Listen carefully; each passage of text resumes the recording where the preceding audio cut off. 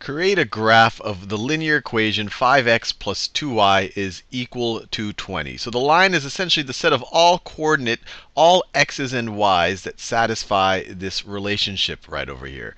To make things simpler, what we're going to do is set up a table where we're going to put a bunch of x values in and then figure out the corresponding y value based on this relationship. But to make it a little bit simpler, I'm going to solve for y here, so it becomes easier to solve for y for any given x.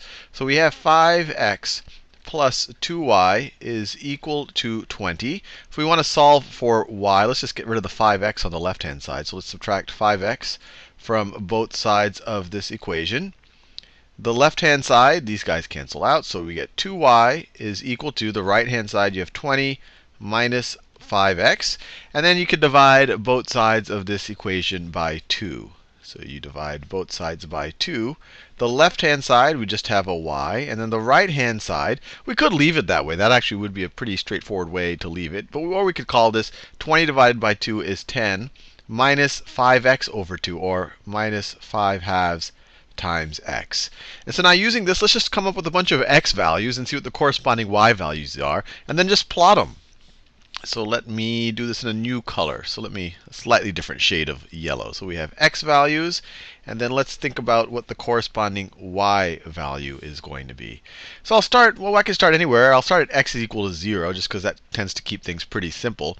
If x is 0, then y is equal to 10 minus 5 halves times 0, which is equal to, 5 halves times 0 is just 0. So it's just 10 minus 0, or 10.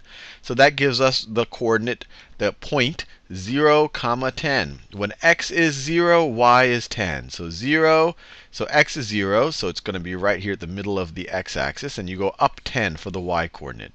1, 2, 3, 4, 5, 6, 7, 8, 9, 10. So it's right over here. So that's the point 0, comma 10. Let's do another point. Let's say that x is 2.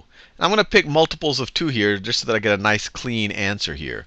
So when x is 2, then y is equal to 10 minus 5 halves times 2.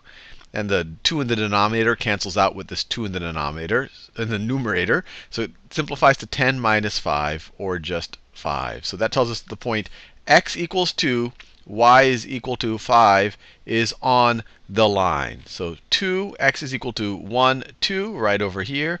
And then y is equal to 5. You go up 5. 1, 2, 3, 4, 5. Just like that. So that's the point 2, 5. And when you're drawing a line, you actually just need 2 points. If we have a ruler or any kind of straight edge, we can just connect these 2 points. And if we do it neatly, every point on that line should satisfy this relationship right here. Just so we get practice, I'll do more points.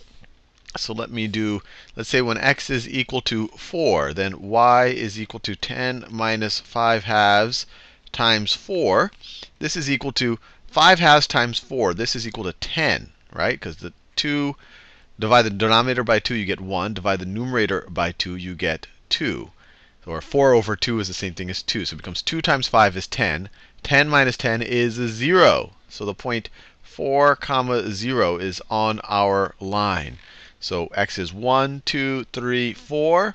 And then y is 0, so we don't move up at all. So we have 4, 4, comma 0. And I could keep going. I could try other points. You could do them if you like. But this is plenty. Just 2 of these would have been enough to draw the line. So let me just draw it. So I'll do it in white.